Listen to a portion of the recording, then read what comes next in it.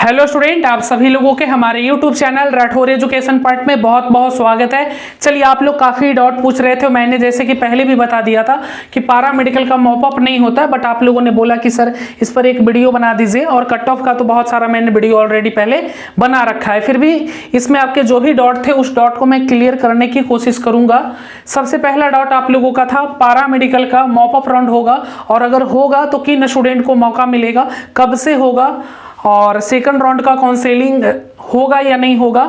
तो बता दूं, सबसे पहला डाउट आप लोगों का सेकंड राउंड का काउंसलिंग, तो सेकंड राउंड का काउंसलिंग नहीं होता है, ठीक है। बहुत सारे स्टूडेंट हमको कॉल करके पूछते हैं कि सर सेकंड राउंड का काउंसलिंग कब से शुरू होगा। तो देखिए काउंसलिंग, देखिए बिजली भी कट गई, कौन से ये लो पूरा मार कर गिर गया भाई, पूरा मार कर गिर गया। चलो कोई बात नहीं है, ज़्यादा डाल दिए लगता है कि अगर ज़्यादा खाना खाइएगा तो क्या होगा पता है ना, वही मार्कर में ज़्यादा इंक डाल दिए। चलिए कोई बात नहीं भाई, कोई बात नहीं है, बस आप लोग चैनल सब्सक्राइब कर दीजिए जो नहीं किए हैं। चलिए, सेकंड राउंड का काउंसलिंग नहीं होता है भाई, ठीक है। जो भी हमारे शेरनी है, काउंसलिंग एक ही बार हो जाता है, ठीक है। पारा मेडिकल हो, ITI हो, BSc नर्सिंग हो, कोई भी इंट्रेंस एग्जाम हो, ज़्यादातर इंट्रेंस एग्जाम का एक ही बार काउंसलिंग करवा लिया जाता है। क्यों इतना झंझट में करेगा। तो काउंसलिंग तो आप लोगों का 28 तारीख से लेके 28 सितंबर से लेके 4 अक्टूबर तक हुआ है, ठीक है। और बहुत सारे स्टूडेंट बोल रहे हैं कि सर हमारा काउंसलिंग छूट गया, क्या मौका मिलेगा। तो जी नहीं, नो, अब कोई मौका नहीं भाई। आप कहाँ थे भाई, 8 दिन 7 दिन तक काउंसलिंग चला था। आप मतलब पढ़ने वाले स्टूडेंट नहीं, आपको ध्यान नहीं था कि काउंसलिंग करवाना है। 7 दिन तक काउंसलिंग हुआ था। 1000 मैंने खुद काउंसलिंग किया था, 1000 प्लस काउंसलिंग मैंने खुद किया है, ठीक है। उसमें से 80% स्टूडेंट को मिल ही जाएगा कॉलेज। तो आपका ध्यान कहाँ था। अब काउंसलिंग नहीं होगा, काउंसलिंग एक ही बार होता है। पहला राउंड देखिए 2 सीट अलॉटमेंट आता है, जो कि फर्स्ट सीट अलॉटमेंट आपका 8 तारीख को आया था। सीट अलॉटमेंट आपका 8 तारीख को आया था, 8 अक्टूबर को आया था, जो कि 9 अक्टूबर से लेके 14 अक्टूबर तक आपका 14 अक्टूबर तक 9 अक्टूबर से 14 अक्टूबर तक डॉक्यूमेंट वेरिफिकेशन आपका चला, ठीक है। अब बहुत सारे स्टूडेंट बोलेंगे सर जिनका डॉक्यूमेंट वेरिफिकेशन छूट गया है,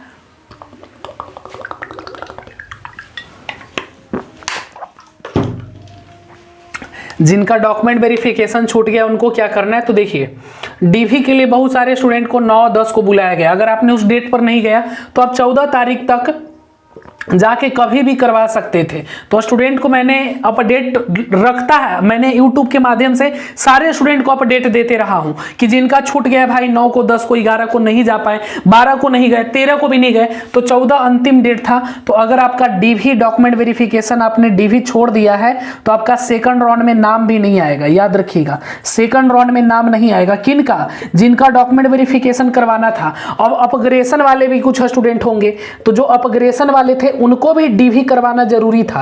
अपग्रेशन वाला का भी डीवी जरूरी था। तो अपग्रेशन वाला जो डीवी नहीं करवाए हैं, क्या उनका सेकंड राउंड में आएगा। तो जी नहीं, आप लोगों का भी डीवी, अगर आप लोगों ने डॉक्यूमेंट वेरिफिकेशन फर्स्ट राउंड में नहीं करवाया, आपका फर्स्ट राउंड में आया था, पर हो सकता है आप कोर्स से संतुष्ट नहीं थे, हो सकता है आप कॉलेज से संतुष्ट नहीं थे, तो आपने अपग्रेशन कर दिया। अब अपग्रेशन किया तो भी आपको डॉक्यूमेंट वेरिफिकेशन करवाना था, बट आपने अगर नहीं करवाया है तो आपका सेकंड राउंड में नाम नहीं देखने को मिलेगा, क्योंकि डॉक्यूमेंट वेरिफिकेशन जरूरी होता है, सभी स्टूडेंट के लिए अनिवार्य होता है। तो डॉक्यूमेंट वेरिफिकेशन जो अपग्रेशन करते हैं उनका डीवी जामा नहीं होता, ओरिजिनल जामा नहीं होता है। उनको क्या किया जाता है कि उनका जो डीवी होता है वो सारा 2 कॉपी वाला लिया जाता है और ओरिजिनल दे देता है, क्योंकि जब आपको सेकंड राउंड में कॉलेज अलॉट करेगा तो वहां पर भी तो डीवी का जरूरत पड़ेगा। तो इस कारण से जिन स्टूडेंट का डीवी छूट गया है तो आप समझ लीजिए कि अगले साल की तैयारी में लग जाइए, कोई चांस नहीं, कोई उम्मीद नहीं। BCC बोर्ड जाइएगा, वो फार्म भरवाएगा, कुछ नहीं होने वाला है। BCC बोलेंगे बहुत सारे स्टूडेंट, ऑफिस जाएंगे सर पटना, कुछ नहीं होगा, चले जाओ, कुछ नहीं होगा, ऐसे बात कर लेना। पर मैंने जहां तक मेरा एक्सपीरियंस है बाबू, कुछ नहीं होने वाला। आप थे कहाँ, इतना अपडेट मैं कर रहा था आप लोगों को, कहाँ थे आप। चलिए, तो ये तो बात हो गई कि काउंसलिंग सेकंड राउंड का होगा। तो जी नहीं, सेकंड राउंड का काउंसलिंग नहीं होता है बाबू, काउंसलिंग एक ही बार होता है। अलॉटमेंट लेटर सेकंड कब आएगा, फर्स्ट अलॉटमेंट तो आ गया सर, सेकंड अलॉटमेंट लेटर कब आएगा, second seat allotment letter, second seat allotment letter कब आएगा, सेकंड सीट अलॉटमेंट लेटर कब आएगा, सेकंड सीट अलॉटमेंट लेटर कब आएगा, second seat allotment letter, second seat allotment letter कब आएगा? तो सेकंड सीट अलॉटमेंट लेटर आपका 21 अक्टूबर को आएगा, ठीक है। अब फिर छोड़ देना तो दिक्कत होगा। 21 अक्टूबर को आप लोगों का सेकंड सीट अलॉटमेंट लेटर आएगा और इसके बाद आपका डॉक्यूमेंट वेरिफिकेशन शुरू हो जाएगा। 22 से 29 तक है, शायद देख लेना, बस 22 से ही है, 22 से 29 तक है, लगभग यही होगा। चलिए, तो डॉक्यूमेंट वेरिफिकेशन उसके बाद सेकंड राउंड का होगा। एडमिशन कब होगा, मैंने इस पर एक डेडिकेटेड वीडियो बना रखा है, तो उसको भी देख लीजिएगा, कब से एडमिशन होगा, क्या होगा। और अगर कोई दिक्कत आता है तो आप हमें कॉल या व्हाट्सएप पे मैसेज करके पूछ सकते हैं पर्सनली, ठीक है। कॉन्टेक्ट नंबर भी सभी स्टूडेंट के पास होगा ही, जिनके पास नहीं है आप लोग ले लीजिएगा, मिल जाएगा, कमेंट कर दीजिएगा, नहीं तो सारे स्टूडेंट के पास होगा ही।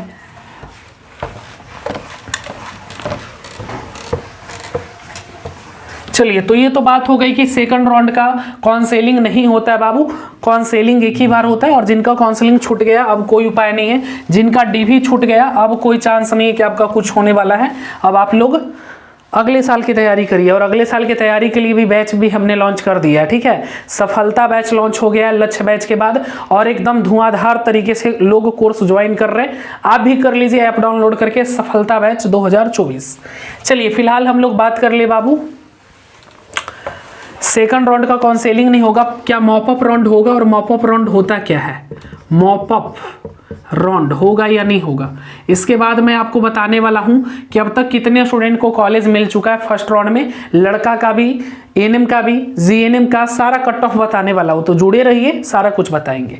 मॉपअप राउंड की बात करें तो ये मॉपअप राउंड ऑफलाइन होता है बाबू। कैसे होता है? तो ये ऑफलाइन होता है, ठीक है। मॉपअप राउंड जो होता है वो ऑफलाइन होता है। अब आप लोग बोलिएगा कि कहाँ पे, देखिए होता क्या है बाबू, मॉपअप राउंड किस में होता है? तो आपका पॉलिटेक्निक में भी हो जाता है, आईटीआई में तो प्रत्येक साल होता है। कारण यही कि आईटीआई में लगभग 32,000 सीट है, पॉलिटेक्निक में भी सीट है, और भी बाकी कोर्सेस में मॉपअप राउंड होता है, जैसे बीसीसी एली हो गया, बहुत सारा कोर्स होता है, बहुत सारा कोर्स है। बीसीसी कंडक्ट करवाती है, एमबीबीएस का है, एली का है, यूजीसी का है, पीजी डीएमसी है, बहुत सारा कोर्स होता है, दुनिया भर के कोर्स है ना। तो सारे में काउंसलिंग होता है। बट जब से मैं पढ़ा रहा हूँ, 2-3 सालों से मैं देख रहा हूँ कि आप लोगों का पारा मेडिकल में मॉपअप राउंड नहीं होता है, ठीक है। ये पारा मेडिकल में जहाँ तक मैं जानता हूँ बाबू, पारा मेडिकल में मॉपअप राउंड नहीं होता, क्योंकि सीट तो उतना है भी नहीं, है भी तो मॉपअप राउंड में लेकर नहीं जाता है, क्योंकि इसमें सीट फुल हो जाता है। मॉपअप राउंड में तभी जाएगा बाबू जब आपका सीट खाली रह जाता है और स्टूडेंट नहीं भर पाते हैं, तभी ना जाएगा मॉपअप राउंड में। अगर स्टूडेंट भरिए गया फर्स्ट अलॉटमेंट लेटर में, सेकंड अलॉटमेंट लेटर में जब स्टूडेंट भर जाते, सारा सीट फुल हो जाता है, तो बीसीसी बोर्ड जो आपका डीसीईसी है, आपका परीक्षा कंडक्ट, देखिए एक होता है बीसीईसी, एक होता है डीसीईसी, तो इसको कभी जरूरत ही नहीं पड़ा, यही आपका एग्जाम कंडक्ट करवाता है। पारा मेडिकल का, पीई का और पीएमएमएम का, तीनों का परीक्षा यही कंडक्ट करवाता है। पर पॉलिटेक्निक का ये लेता है, बट पीएम और पारा मेडिकल मैट्रिक्स का अभी तक तो मॉपअप राउंड इधर नहीं हुआ है 2-3 सालों से, और होगा भी नहीं। पहले बहुत पहले होता था, बट अभी नहीं हो रहा है 2-3 सालों से। मॉपअप राउंड आपका 2-3 वर्षों से नहीं हो रहा है। तो जो भी स्टूडेंट इंतजार कर रहे हैं, वीडियो तो डेली मिलेगा भाई, यूट्यूब पे आपको फालतू वीडियो डेली मिल जाएगा। फालतू वीडियो व्यूज के लिए कुछ भी बना देगा लोग, बट ये जान लो कि मॉपअप राउंड नहीं होता है। इस वर्ष भी 100% उम्मीद है हमको, 100% इस वर्ष भी आपका मॉपअप राउंड नहीं होने वाला है, ठीक है। कुछ लोग अगर बोल रहे हैं तो गलत बोल रहे हैं, मॉपअप राउंड होता ही नहीं है, ठीक है। मॉपअप राउंड में ऑफलाइन जाके काउंसलिंग करवाना होता है। इसमें होता क्या है थोड़ा सा जानिए कि इसमें होता क्या है एक्चुअल। मॉपअप राउंड 2 साल से नहीं हो रहा आपका, 2-3 साल से, तो कोई उम्मीद नहीं कि इस वर्ष भी होगा। देखो मॉपअप राउंड होता क्या है, थोड़ा सा समझो।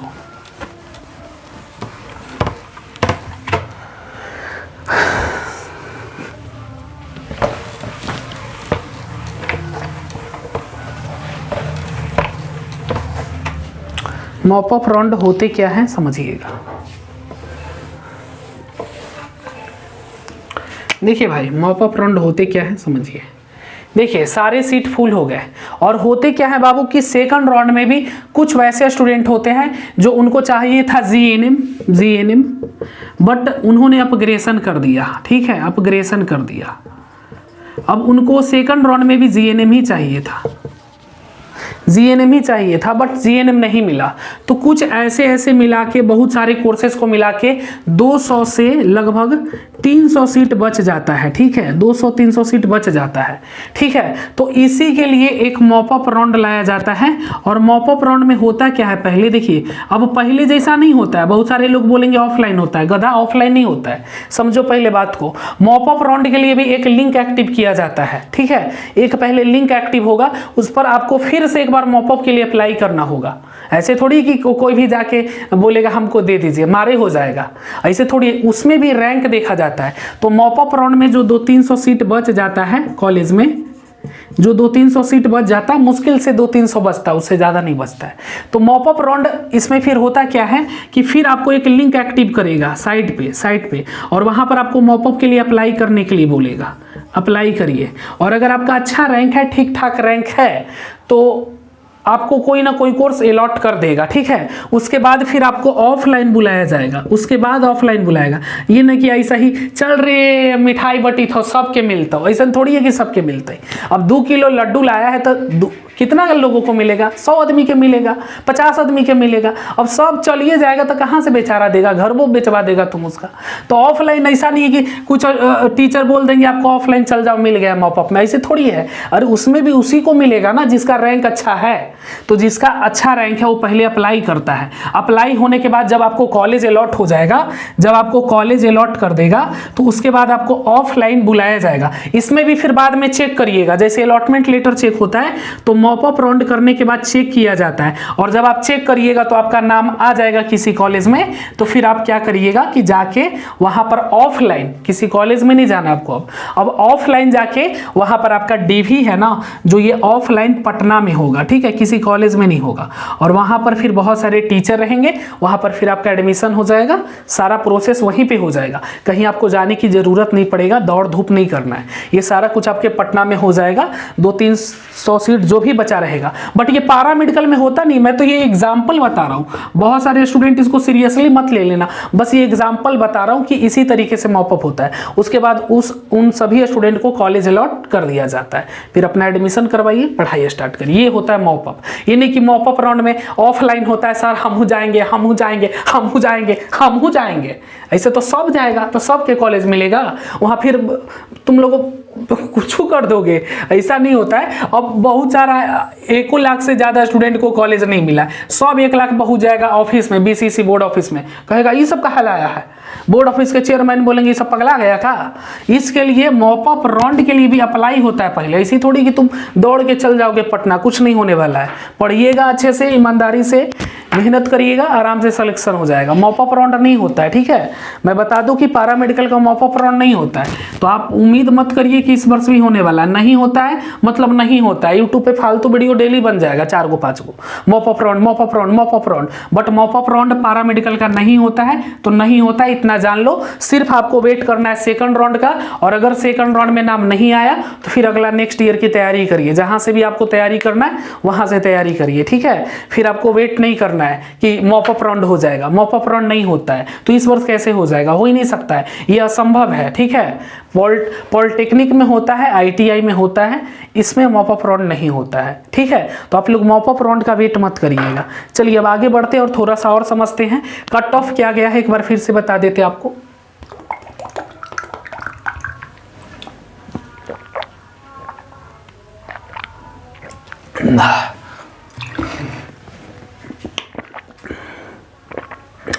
बच रहा है भाई, यही जान है भाई।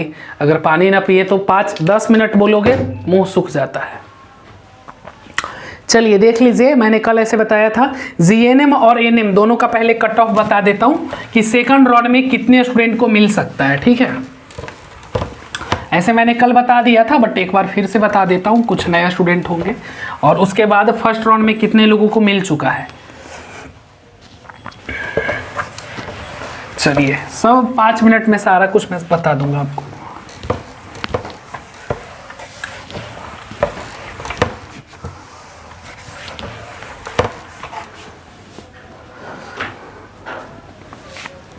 चलिए पहले एनएम और जीएनएम दोनों का बता देता हूं।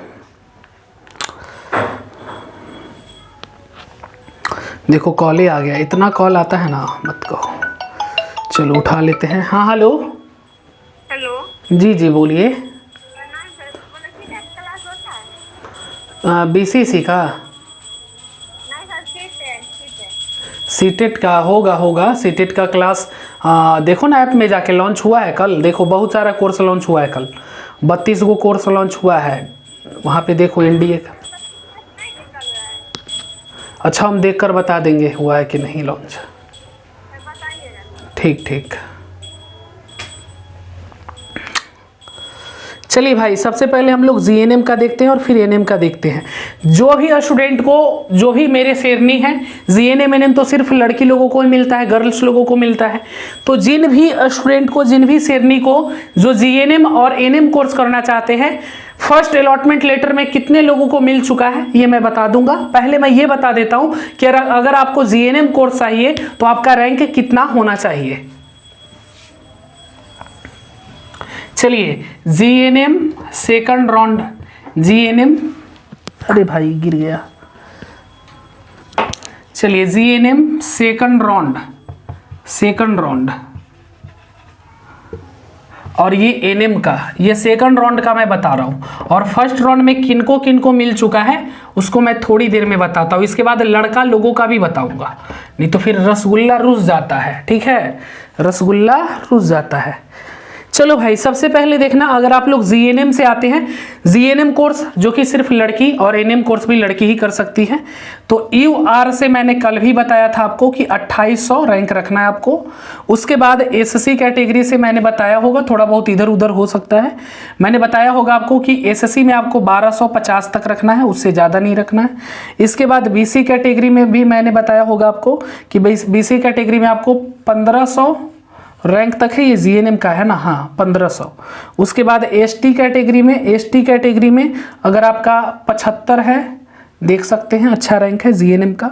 ईबीसी में अगर आप लोग ईबीसी से आते हैं तो ईबीसी में 1400 तक। अगर आप लोग आरसीजी से आते हैं, आरसीजी में आप लोगों का 1500 तक। और ईडब्ल्यूएस से अगर आप लोग आते हैं तो ईडब्ल्यूएस में 650 तक। ठीक है, 650 तक। और अगर आप लोग डीक्यू कोटा से आते हैं तो 420 तक। ठीक है, मान सकते हैं कि आ जाएगा। तो ये है बाबू जीएनएम का कट ऑफ। ठीक है, ये अगर आप लोगों का इतना रैंक के अंदर में है तो उम्मीद रखिए कि सेकंड राउंड में आपको कहीं ना कहीं कॉलेज अलॉट हो जाएगा। बट डिपेंड करता है काउंसलिंग कैसे किए, बहुत जरूरी है। अब किसी का तो 500 था, फर्स्ट राउंड में नहीं आया, तो काउंसलिंग अगर आपने साइबर कैफे में कराया है तो बेहिचक उम्मीद छोड़ दो कि आने वाला है। ठीक है, साइबर में कभी भी काउंसलिंग नहीं करवाना चाहिए। बट आप साइबर में बहुत सारे स्टूडेंट, मैं नाम नहीं लूंगा, एक टीचर से नए आए हैं उनसे करवा लिया। अरे भाई ये बताओ कि तुम जहां काउंसलिंग करवा रहे हो, हम 2 साल 3 साल से पढ़ा रहे, और भी टीचर हैं, बहुत अच्छे टीचर हैं, उनका भी वहां करवा लो। या उनसे कुछ ऐसे टीचर से करवा लिए जो 1 महीना जस्ट चैनल खोला हुआ है, वो पढ़ाते थे पॉलिटेक्निक का या दूसरे एग्जाम का, उनका बड़ा चैनल देखा वहीं करवा लिया। उनको क्या नॉलेज था भाई, और बहुत सारा उस तरीके का कंप्लेन आया है, बट मैं नाम नहीं लूंगा। तो ऐसा मत करो, जहां देखो कि हाँ ये सर रेगुलर पढ़ा रहे, काउंसलिंग पिछले वर्ष मैं 600 काउंसलिंग किया, इस वर्ष 1000 प्लस काउंसलिंग हुआ। जब आप काम करिएगा तो आपको एक्सपीरियंस होता है कि हाँ किस स्टूडेंट को मिल रहा है, नहीं मिल रहा है। आपको कोई भी जीएनएम का कट ऑफ नहीं बताएगा, एनएम का नहीं बताएगा, मैंने एकदम कोर्सेज वाइज बताया। हाँ इधर उधर थोड़ा बहुत हो सकता है, तो आप लोग काउंसलिंग करवा लेते उल्टा पुल्टा, किसी से भी करवा लेते हैं, कोई भाई से करवाता है, कोई सैया से करवाता है, अपने काउंसलिंग कर देता है 100-200 रुपया के चलते, कहाँ से मिलेगा। और बहुत सारा ऐसा कंप्लेन है बाबू, पूरा साल बर्बाद करने के लिए कहते भाई काउंसलिंग ऐसी चीज होती है ना कि पूरा साल आपका बर्बाद कर देगा। इसलिए काउंसलिंग में आप लोग बोलते गलती मत करिए। मैंने किया ना, 1000 स्टूडेंट का किया, उसमें क्या सबको मिल ही जाएगा? नहीं, 800-900 स्टूडेंट को तो मिलेगा ना जिनका अच्छा रैंक है। तो आप भी करवा सकते थे, बट नहीं, हम तो नहीं करवाएंगे सर आपसे काउंसलिंग। आप 200 ले रहे हो, साइबर में 50 रुपया लग रहा है, करवा लो भाई। तो जिनका इसके अंदर में रैंक है मिल जाना चाहिए, अगर नहीं मिलेगा तो खुद इसके जिम्मेवार है, आपने काउंसलिंग में गलती किया है। ठीक है, यूआर में 2800, एससी में 1250, बीसी में 1500, एसटी में 75 कॉलेज, ईबीसी में 1400, आरसीजी में 1500, ईडब्ल्यूएस में 650 और डीक्यू कोटा में अगर आपका 420 है तो आपको सेकंड राउंड में 95% चांसेस है कि आपको जीएनएम कॉलेज अलॉट कर देगा कहीं ना कहीं का। चलिए अब हम लोग एनएम का बात करते हैं। काउंसलिंग में गलती क्या की है स्टूडेंट, मैं अभी बताता हूं आपको, पहले इसको कंप्लीट कराने के बाद। बहुत सारे स्टूडेंट गलती किए हैं, अरे खुद से भी काउंसलिंग की हो तो थोड़ी सी नॉलेज तो होनी चाहिए, कुछ भी कर दिया है इन लोग। एनएम का है ना भाई, बता देता हूँ, एनएम का भी बता देता हूँ, 1 मिनट।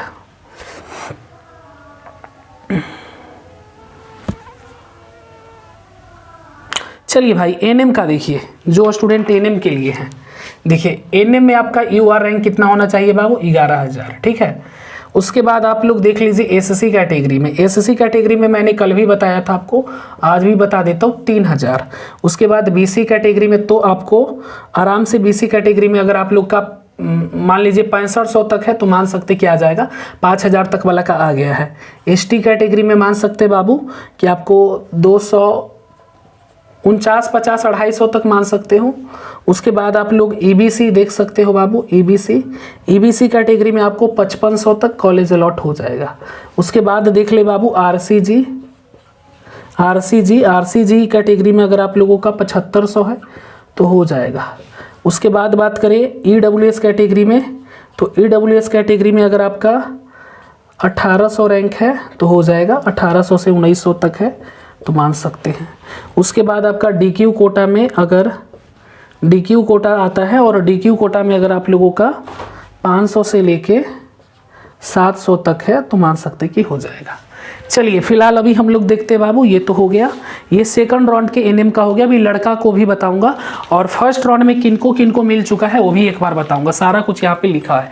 चलिए तो सबसे पहले देखिए बाबू, जीएनएम सेकंड राउंड में अगर आप लोगों का अपने कैटेगरी, देखिए सीट कैसे अलॉट होता है, तो सबसे पहले यूआर देखा जाता है। अगर आपका यूआर अच्छा है तो आपको जो कॉलेज है ना वो यूआर से ही अलॉट कर देगा। जब आपका यूआर यानी जनरल रैंक बहुत ज्यादा है तो फिर आपका कैटेगरी रैंक देखा जाता है। और यही प्रश्न कितना स्टूडेंट मुझसे कॉल करके पर्सनली बोले कि सर हमको कैटेगरी में रैंक बहुत अच्छा था तो हमको यूआर से काहे कॉलेज में अलॉट कर दिया है ना, यूआर से काहे कर दिया। तो देखो भाई, जो कॉलेज अलॉट होते हैं ना वो पहले यूआर को ही देखा जाता है, पहले यूआर देखेगा, जब आपका यूआर में बहुत ज्यादा रैंक है तो फिर कैटेगरी में देखेगा। इस कारण से बहुत सारे स्टूडेंट का हुआ क्या है कि उनका कैटेगरी में अच्छा रैंक है फिर भी उनको यूआर से मिल गया, क्योंकि यूआर से उनको कॉलेज अलॉट कर दिया, यूआर में भी बढ़िया रैंक था। किसी स्टूडेंट का बीसी कैटेगरी में जैसे 1000 था, यूआर किसी स्टूडेंट का देखिए कि 4500 था, तो क्या हुआ है कि यूआर से एनएम कोर्स अलॉट कर दिया। अब वो हमको कॉल करके बोल रहा है कि सर हमको बीसी से अलॉट करता। नहीं भाई,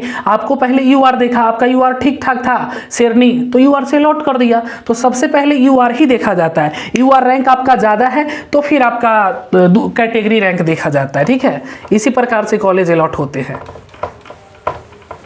देखिए तो सबसे पहले देखिए बाबू, यहाँ पे सबसे ज्यादा किस चीज से अलॉट होता है, तो सबसे ज्यादा कैटेगरी से ही अलॉट होते हैं कॉलेज, ठीक है। जो आपका कैटेगरी है उसी से अलॉट होता है, क्योंकि यूआर रैंक में सबका रैंक ज्यादा ही होता है। यूआर में बहुत कम ही स्टूडेंट है जो बेहतर प्रदर्शन कर पाते हैं जनरल कैटेगरी में, यूआर में आता है तो यूआर में सब स्टूडेंट का ज्यादा होता है। इस कारण से ज्यादातर मैं स्टूडेंट को देखता हूँ 70% से भी ज्यादा स्टूडेंट का, 60-70% स्टूडेंट का कॉलेज जो अलॉट होता है वो उनके कैटेगरी से ही हो जाता है, ठीक है। तो आपको यूआर में अगर 2800 रैंक है तो उम्मीद रखिए कि जीएनएम कोर्स आपको सेकंड राउंड में अलॉट कर देगा। एससी में 1250, बीसी में 1500, एसटी में 75, ईबीसी में 1400, आरसीजी में 1500, ईडब्ल्यूएस में 650 और डीक्यू कोटा में 420। इधर है सेकंड राउंड का काउंसलिंग। अगर आप लोगों का यूआर में 11000 है हो जाएगा, एससी में 3000, बीसी में 6500, एसटी में 249, ईबीसी में 5500, आरसीजी में 7500, ईडब्ल्यूएस में 1900 और डीक्यू कोटा में आपका 500 से 700 के अंदर है तो आपको सेकंड राउंड में कहीं ना कहीं एनएम का कोर्स मिल जाएगा।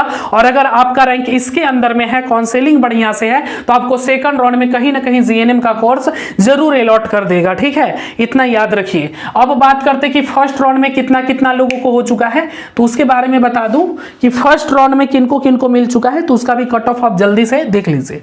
लड़की का भी बता देते हैं, लड़का का भी बता देते हैं।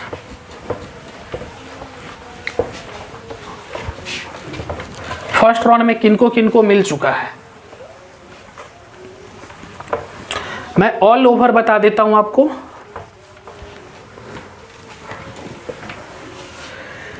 चलिए चैनल को सारे स्टूडेंट सब्सक्राइब करके रखिए, जब भी एडमिशन शुरू होगा सबसे पहले हम आपको अपडेट कर देंगे। सारे कॉलेज का नंबर मेरे पास अवेलेबल है, अगर आपको किसी भी कॉलेज का नंबर चाहिए तो आप कांटेक्ट करके या व्हाट्सअप करके आपको सिर्फ अलॉटमेंट लेटर भेज देना है। किसी भी कॉलेज का नंबर, लैंडलाइन नंबर हो या फिर फोन नंबर हो, सारा कुछ मेरे पास अवेलेबल है, ठीक है। नहीं तो मैं किसी न किसी तरीके से आपको मदद पहुंचा दूंगा, इतना भरोसा देता हूं। चलिए ठीक है, तो कोई दिक्कत है तो नंबर सेव करके रखिए मेरा। चलिए नंबर सेव करके फालतू कॉल नहीं करिएगा, नंबर दे देते हैं 95 70 64 25 12, ठीक है। एक और नंबर 87 57 46 73 32, ठीक है।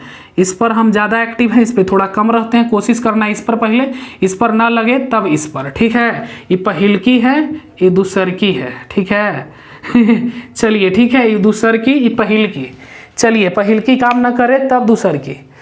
चलिए तो अभी हम लोग समझते हैं बाबू कि फर्स्ट राउंड में किनको किनको कॉलेज मिल चुका है, और अगर आपको नहीं मिला है भाई तो इसके पूर्णतः जिम्मेवार आप खुद हैं कि आपने काउंसलिंग कैसे किया।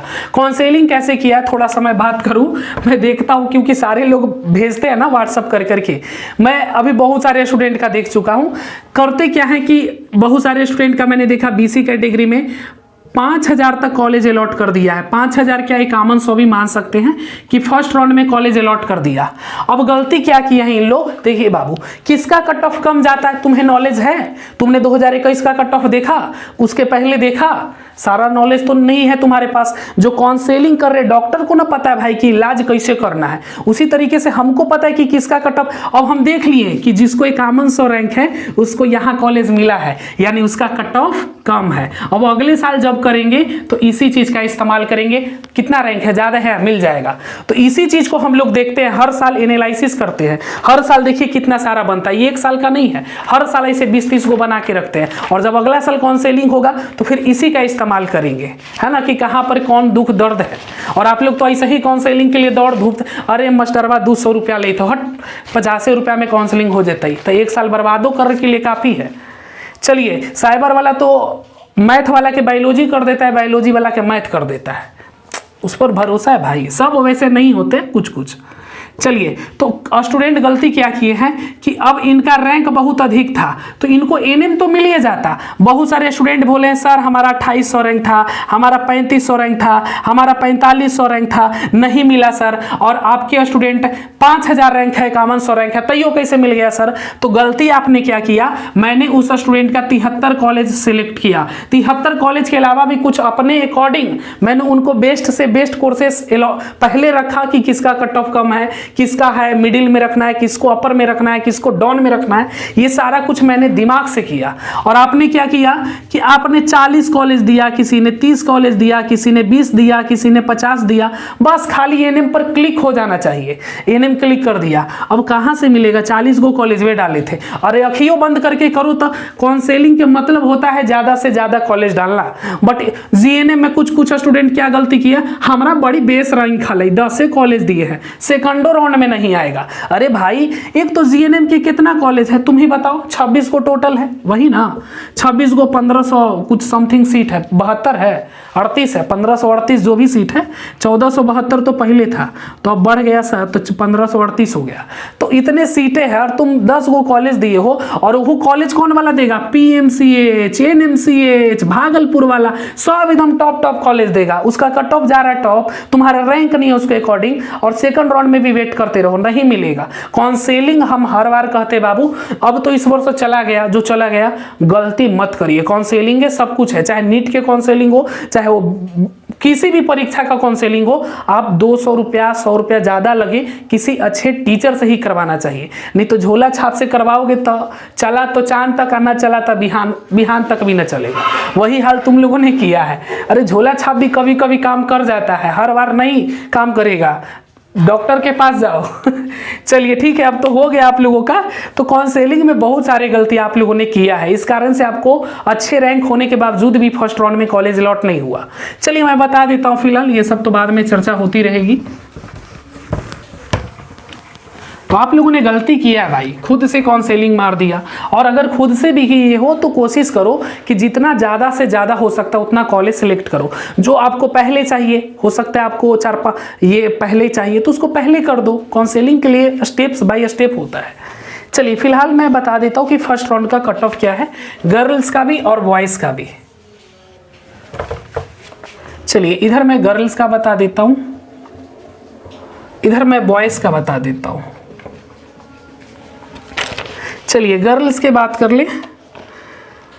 गर्ल्स का तो बीसी कैटेगरी में गर्ल्स को 5000 रैंक 5100 तक मिला, पर मैं 5000 लिख रहा हूँ।